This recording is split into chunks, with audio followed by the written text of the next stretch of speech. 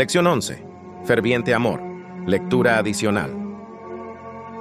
La educación. Páginas 113 a 118.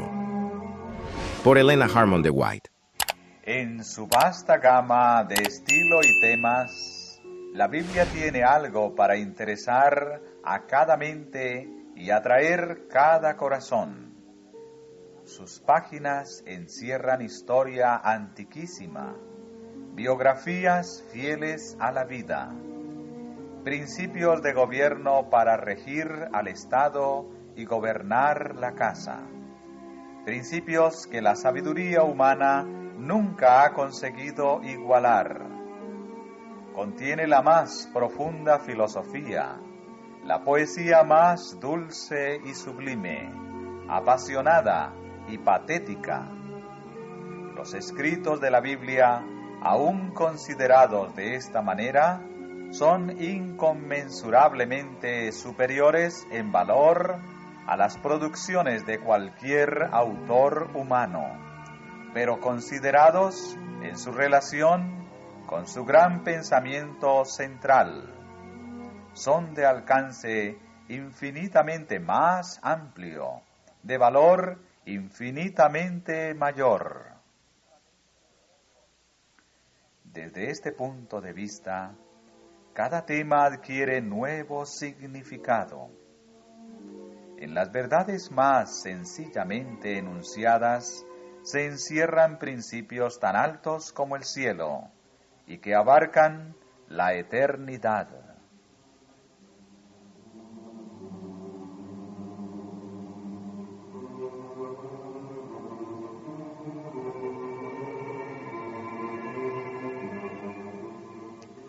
El tema central de la Biblia, el tema alrededor del cual se agrupan todos los demás del libro, es el plan de la redención, la restauración de la imagen de Dios en el alma humana. Desde la primera insinuación de esperanza que se hizo en la sentencia pronunciada en el Edén, hasta la gloriosa promesa del Apocalipsis, y verán su rostro, y su nombre estará en sus frentes. El propósito de cada libro y pasaje de la Biblia es el desarrollo de este maravilloso tema, la elevación del hombre, el poder de Dios que nos da la victoria por medio de nuestro Señor Jesucristo.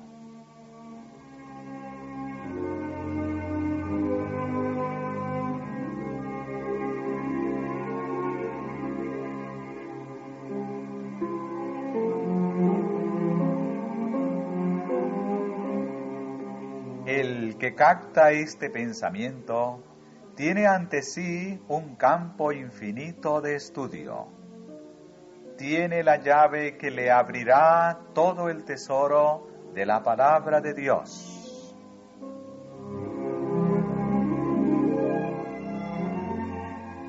La ciencia de la redención es la ciencia de las ciencias. La ciencia que constituye el motivo de estudio de los ángeles y todos los seres inteligentes de los mundos no caídos, la ciencia que ocupa la atención de nuestro Señor y Salvador, la ciencia que penetra en el propósito nacido en la mente del Ser infinito, que se ha mantenido oculto desde tiempos eternos. La ciencia que será el estudio de los redimidos de Dios durante los siglos sin fin. Es este el estudio más elevado que puede emprender el hombre. Aviva la mente y eleva el alma como ningún otro estudio podría hacerlo.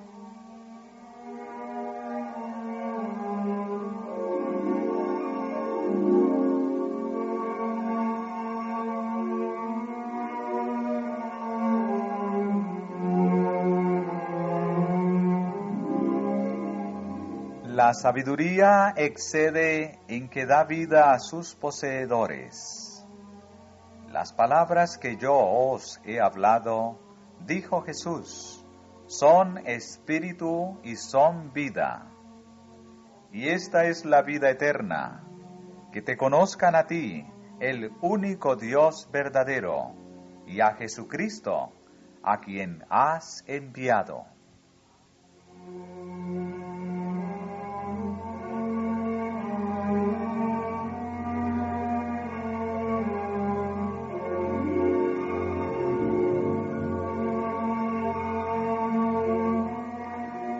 En la palabra de Dios está la energía creadora que llamó los mundos a la existencia.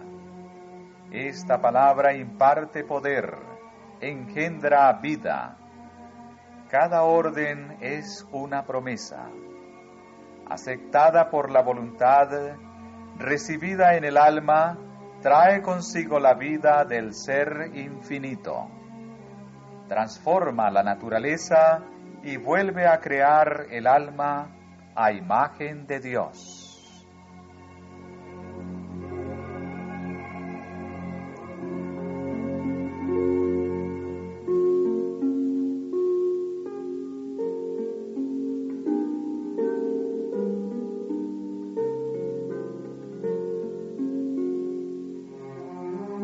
De igual modo se sostiene la vida así impartida. El hombre vivirá de toda palabra que sale de la boca de Dios.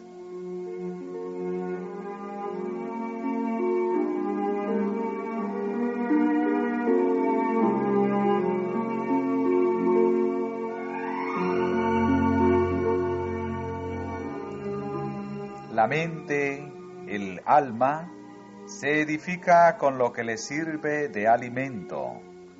Y a nosotros nos toca determinar la clase de alimento que recibirá. Está al alcance de todos escoger los temas que han de ocupar los pensamientos y amoldar el carácter.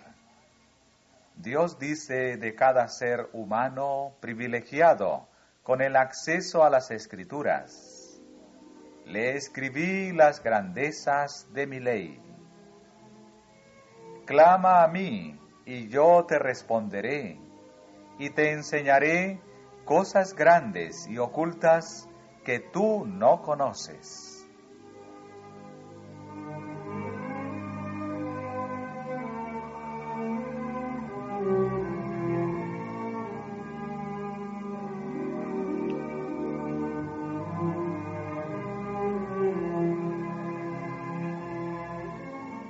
Con la palabra de Dios en la mano, todo ser humano, cualquiera sea su suerte en la vida, puede gozar de la clase de comunión que escoja.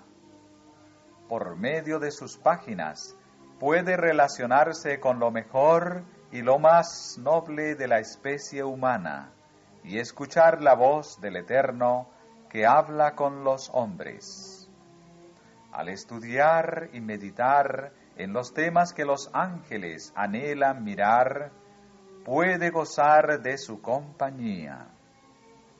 Puede seguir las pisadas del Maestro Celestial y escuchar sus palabras como cuando Él las enseñaba en la montaña, la llanura y el mar.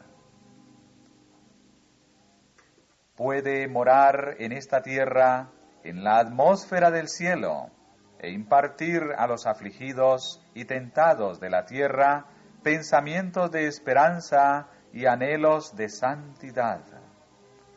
Puede lograr que su comunión con el invisible sea cada vez más íntima, como aquel que antaño anduvo con Dios, acercándose cada vez más al umbral del mundo eterno, hasta que los portales se abran y pueda entrar. Entonces no se sentirá allí como un extraño. Lo saludarán las voces de los santos que, invisibles, eran sus compañeros en la tierra, voces que él aprendió a distinguir y amar aquí. El que por medio de la palabra de Dios ha vivido en comunión con el cielo, se sentirá como en su casa, en el ambiente celestial.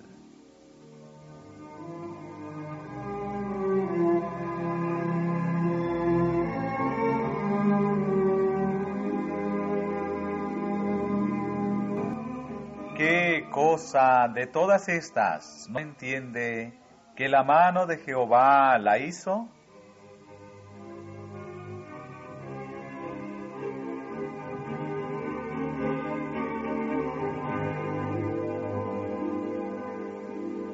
Puesto que el libro de la naturaleza y el de la revelación llevan el sello de la misma mente maestra, no pueden sino hablar en armonía.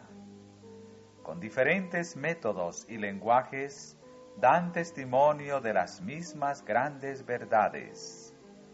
La ciencia descubre siempre nuevas maravillas, pero en su investigación no obtiene nada que, correctamente comprendido, discrepe con la revelación divina. El libro de la naturaleza y la palabra escrita se alumbran mutuamente. Nos familiarizan con Dios al enseñarnos algo de las leyes por medio de las cuales Él obra.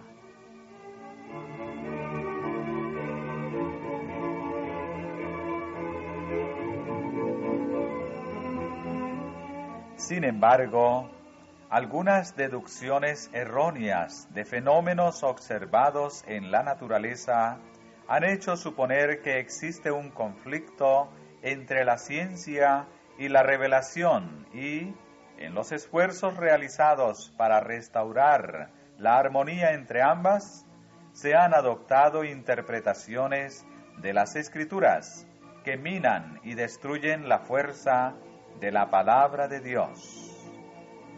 Se ha creído que la geología contradice la interpretación literal del relato mosaico de la creación. Se pretende que se requirieron millones de años para que la Tierra evolucionara a partir del caos, y a fin de acomodar la Biblia a esta supuesta revelación de la ciencia, se supone que los días de la creación han sido vastos e indefinidos periodos que abarcan miles y hasta millones de años.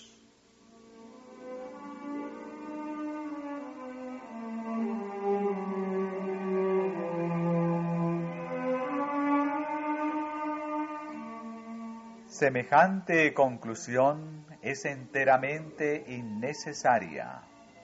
El relato bíblico está en armonía consigo mismo y con la enseñanza de la naturaleza.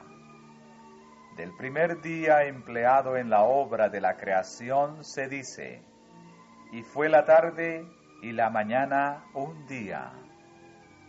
Lo mismo se dice en substancia de cada uno de los 6 días de la semana de la creación. La inspiración declara que cada uno de esos periodos ha sido un día compuesto de mañana y tarde, como cualquier otro día transcurrido desde entonces.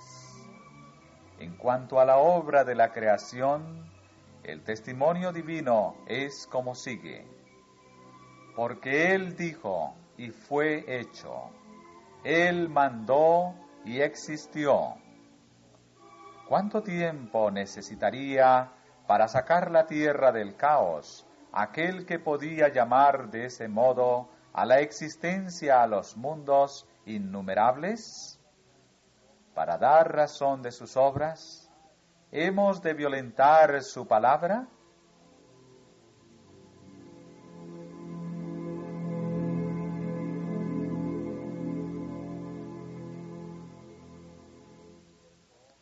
Es cierto que los restos encontrados en la tierra testifican que existieron hombres, animales y plantas mucho más grandes que los que ahora se conocen.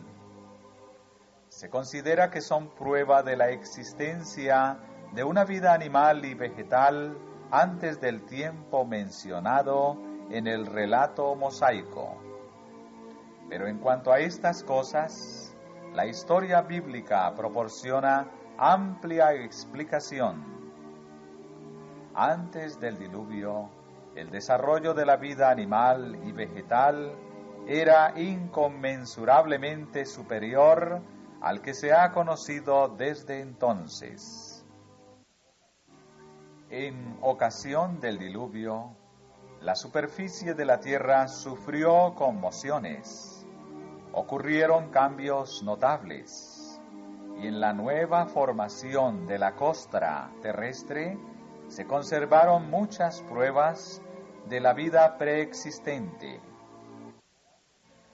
Los grandes bosques sepultados en la tierra cuando ocurrió el diluvio, convertidos después en carbón, forman los extensos yacimientos carboníferos y suministran petróleo, sustancias necesarias para nuestra comodidad y conveniencia.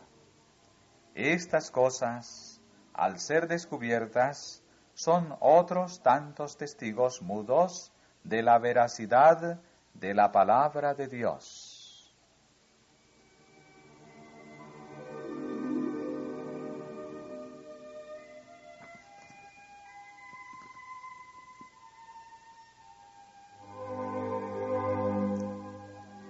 Semejante a la teoría referente a la evolución de la Tierra, es la que atribuye a una línea ascendente de gérmenes, moluscos y cuadrúpedos la evolución del hombre, corona gloriosa de la creación.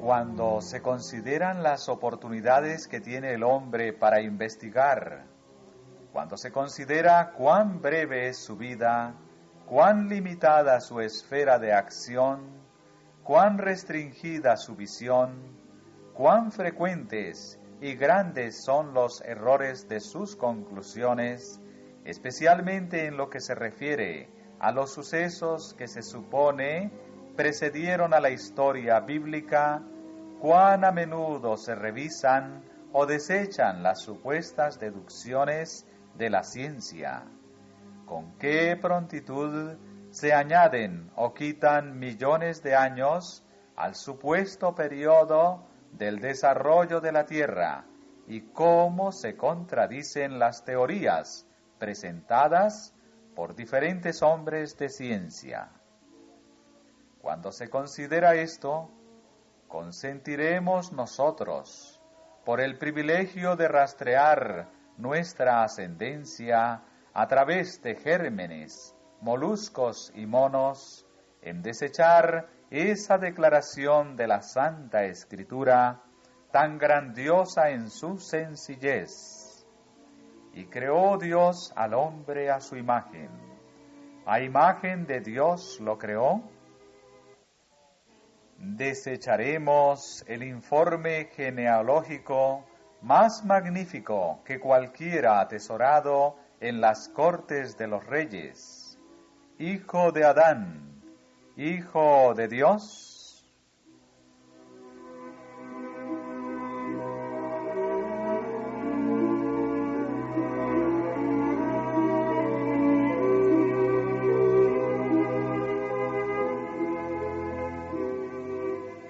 Debidamente comprendidas, tanto las revelaciones de la ciencia como las experiencias de la vida están en armonía con el testimonio de la Escritura en cuanto a la obra constante de Dios en la naturaleza.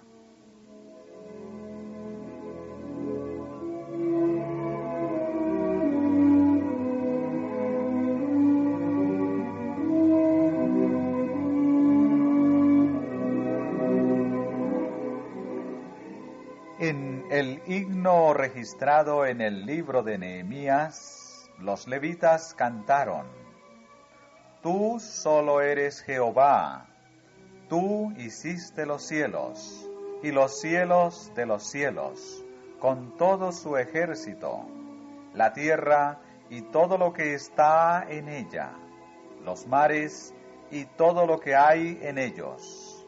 Y tú vivificas todas estas cosas.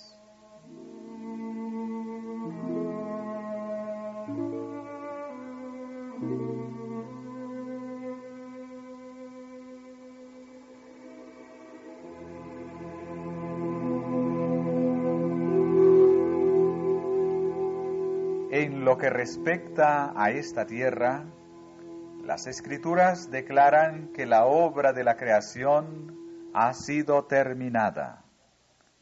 Las obras suyas estaban acabadas desde la fundación del mundo, pero el poder de Dios está aún en acción para sostener los objetos de su creación. No late el pulso ni se suceden las respiraciones por el hecho de que el mecanismo, una vez puesto en movimiento, sigue actuando por su propia energía inherente. Cada respiración, cada latido del corazón es una evidencia del cuidado de aquel en quien vivimos, nos movemos y somos. Desde el insecto más pequeño hasta el hombre, toda criatura viviente depende diariamente de su providencia.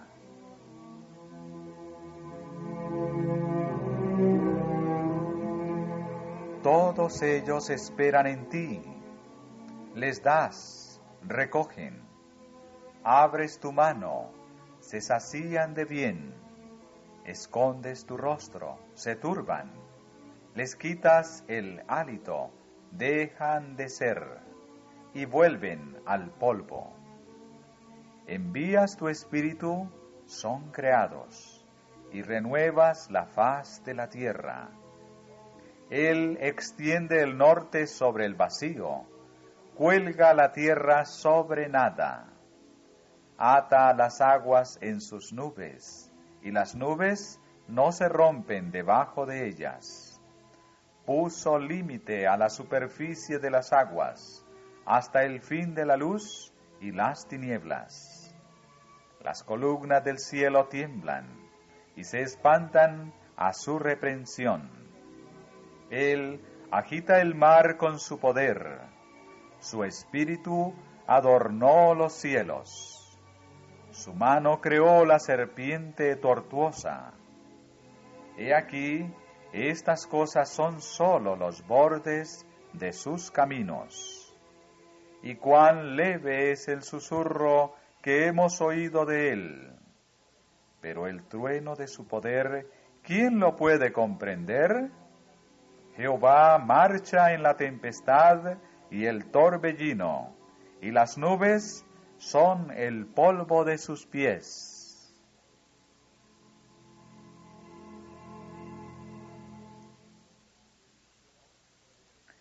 El enorme poder que obra en toda la naturaleza y sostiene todas las cosas, no es meramente, como dicen algunos hombres de ciencia, un principio que todo lo penetra, ni una energía activa.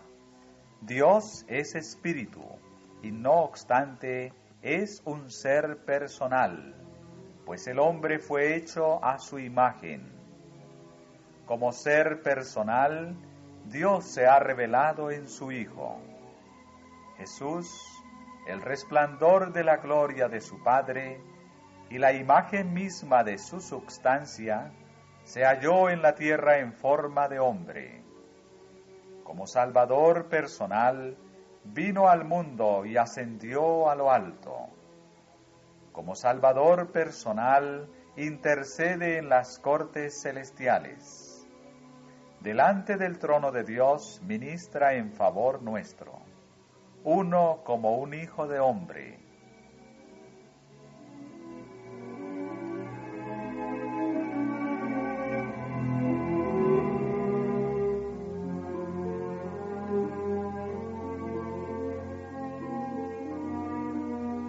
El apóstol Pablo, al escribir movido por el Espíritu Santo, declara de Cristo que en Él fueron creadas todas las cosas y para Él. Y Él es antes de todas las cosas, y todas las cosas en Él subsisten. La mano que sostiene los mundos en el espacio, la mano que mantiene en su disposición ordenada y actividad incansable todas las cosas en el universo de Dios, es la mano que fue clavada en la cruz por nosotros.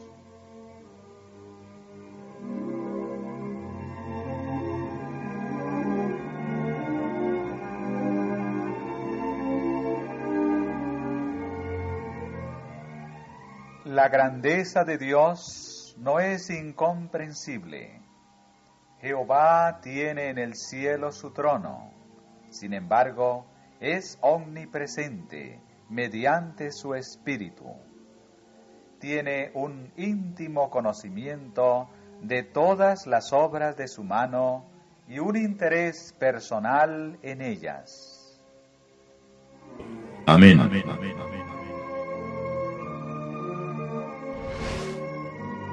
Dale me gusta, suscríbete y activa las notificaciones.